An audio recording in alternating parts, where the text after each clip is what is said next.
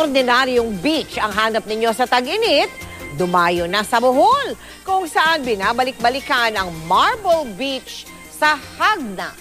Pero kung gusto naman ninyo ay sa resort magbakasyon, abay meron yan sa Negros Oriental at kung hindi na may sa Bataan. Nakatutok si Isay Reyes.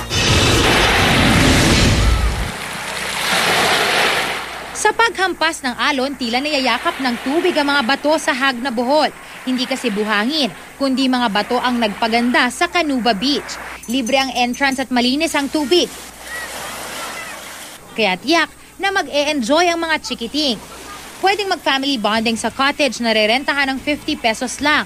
Huwag ding kalimutang bumili ng kalamay o ang kilalang malagkit na delicacy ng Hagna. Gawa ito sa gata at asukal na pwedeng ipalaman sa tinapay. It's more fun din sa Negros Oriental kung saan pwedeng magbakasyon sa isang resort sa Tanhay. Maluluwag ang mga kwarto na may pangdalawahan o pangbuong mag-anak. Bukod sa nakabibighani na pool at jacuzzi, pwede pang magnilay sa grotto kung magbabakasyon sa mahal na araw. At huwag kalimutang kumain ng budbod mula sa malagkit at nyog. Ang best seller nila ngayon, may chocolate na, meron pang mangga.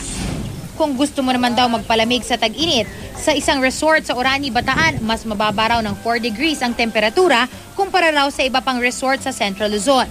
Nakaka-relax mag-swimming sa viewing deck na malapit lang sa kabundukan. Naswak para sa barkada, mag-ina o magkasintahan. Pwedeng magrenta ng kwarto o bahay, depende sa inyong summer trip. Isay Reyes, nakatutok, 24 oras.